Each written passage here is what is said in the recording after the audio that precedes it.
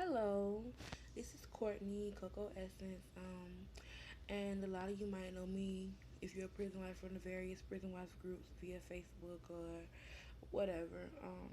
Today I want to talk a little bit about um, how to cope with being a prison wife, and especially for those who are first timers such as myself. Um, Girlfriend, mother, whatever, it doesn't matter. It's all the same struggle. But the first thing that I would tell you, if you're not MWI, such as myself, and for those who don't know, met while incarcerated MWI, is to pray because basically this journey is not for everyone. You can be a strong individual, but even the strong individuals, some that I know, couldn't deal with this. It's very difficult being in love with someone or being in a relationship with someone whom you cannot physically uh, you know, be a part of. Like you can't be with your spouse every day. That's some craziness. But there is a certain type of anointing for that, and only some of us got it. Um, just a little quick background for me. This actually changed my life, and this is my testimony.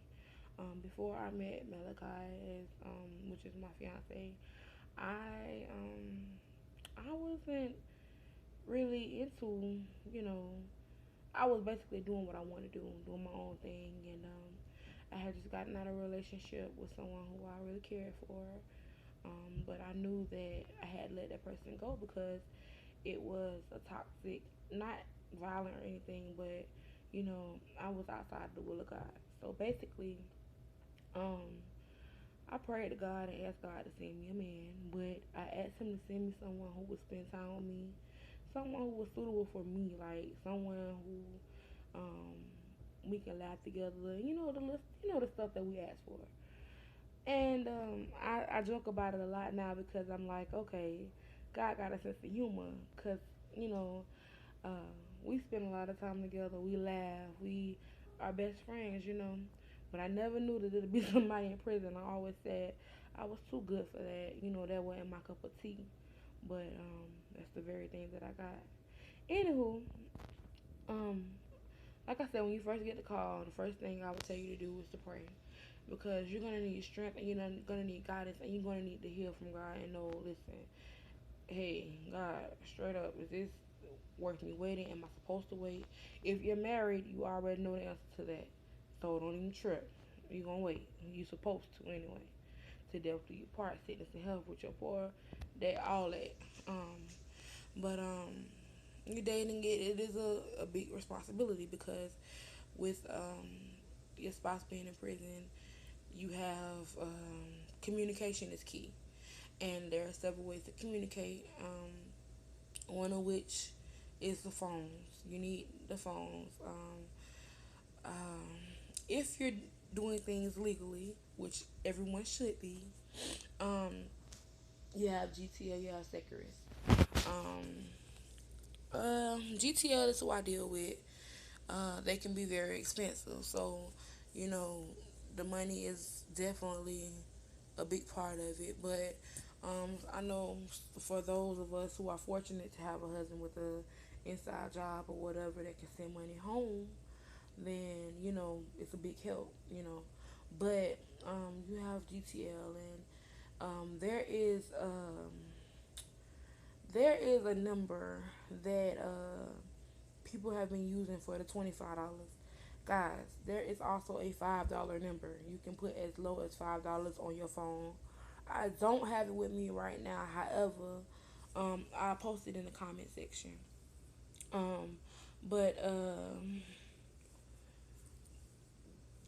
$5 if you don't have the 25, because sometimes you just don't have it. Um, there's writing and writing. You have to get creative with it because you don't want to overexert yourself. You don't want to do too much. Because I remember when we first started, my fiance would tell me all the time, like, Coco, don't write so much. Because I was writing, like, some of the girls I see on here write 3 or 4 times a day.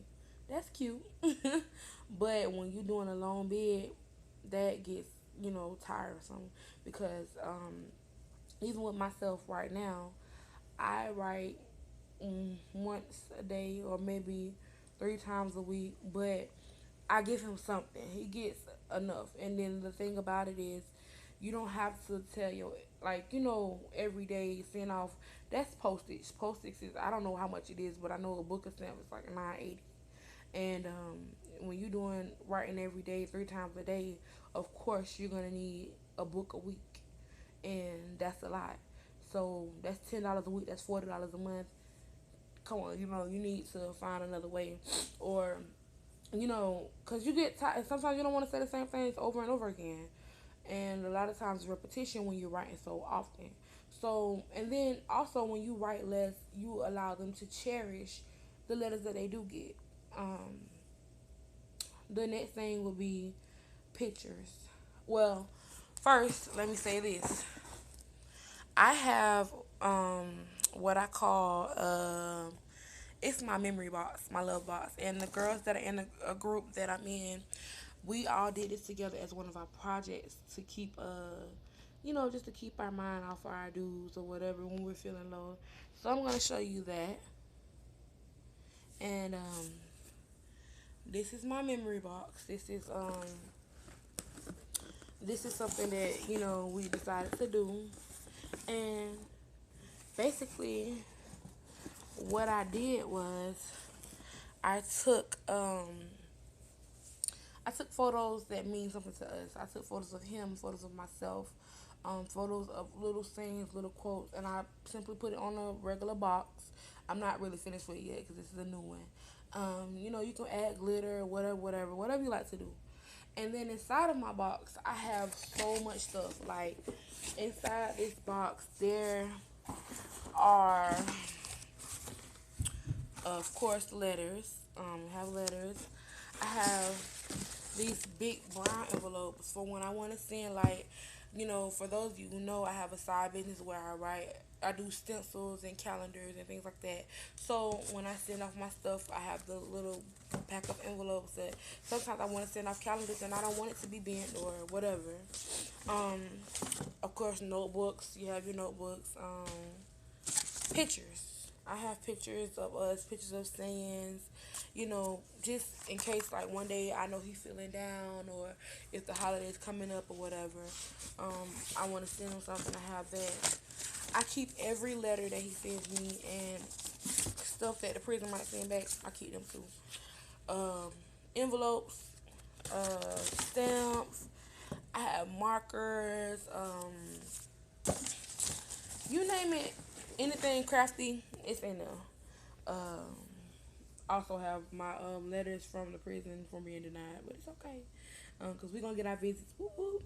But also um, when it comes to crafts, I do things like you have to keep. I mean, you just gotta keep it cool. Cause I also have flick shops. I send flick shops, and for those you don't know Marcus story, look him up. I think it's Marcus Bullock.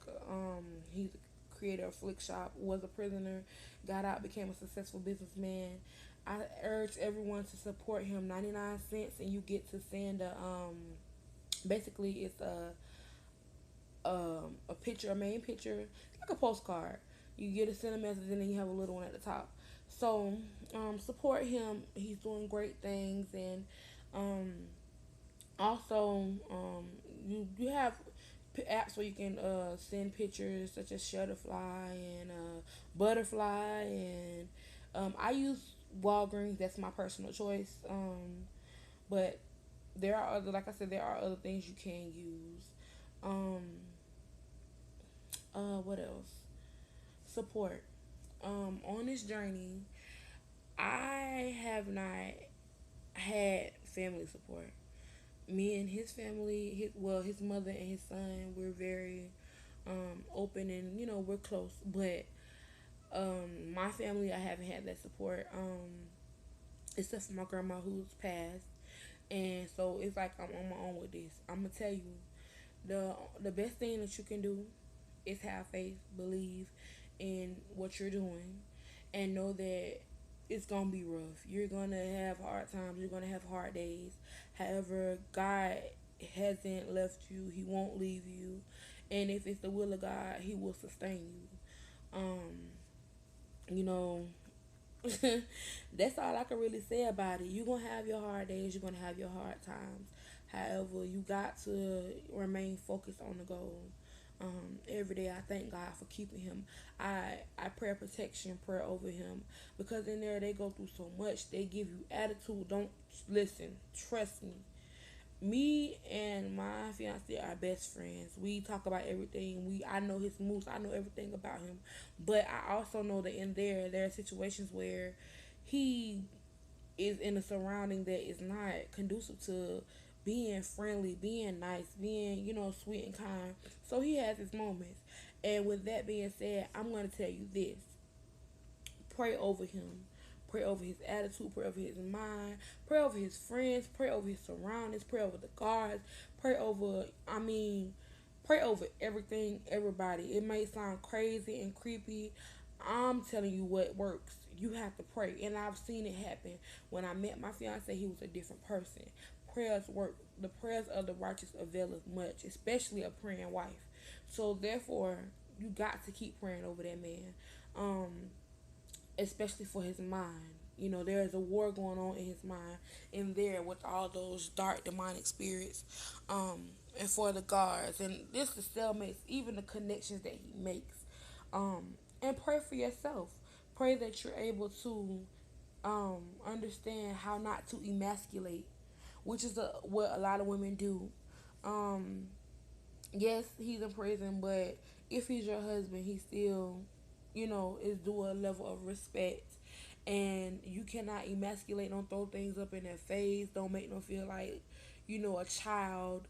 You have to remember that's your spouse and not your son. Okay, keep it moving. I ain't trying to preach.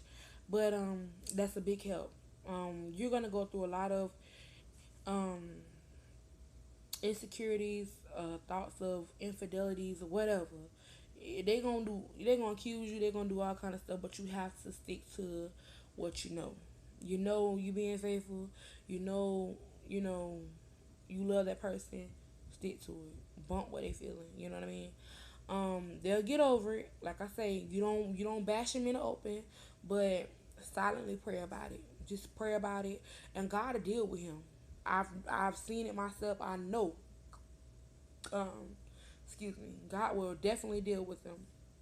Um, be his support. Be his biggest advocate. You might have a lawyer. You might have whatever. But if you're showing people in the prison that okay, you can't handle him any kind of way, trust me, they're gonna respect him. They're gonna treat you with respect, and they're gonna also make sure that nothing is done to harm him. You gotta let them know your presence. Let them feel your presence. Definitely. Um, Commissary. Uh, Ladies, I can only say this. I ain't been sending it. I don't send it. I'm not gonna say that I don't. I haven't.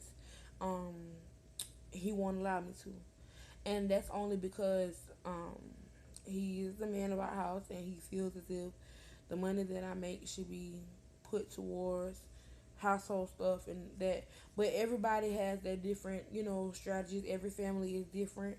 Whatever y'all do, God bless you. Um, but I will tell you this: don't be a fool. If if you're in a relationship and you're being asked for hundreds and hundreds of dollars a month, baby, you being played.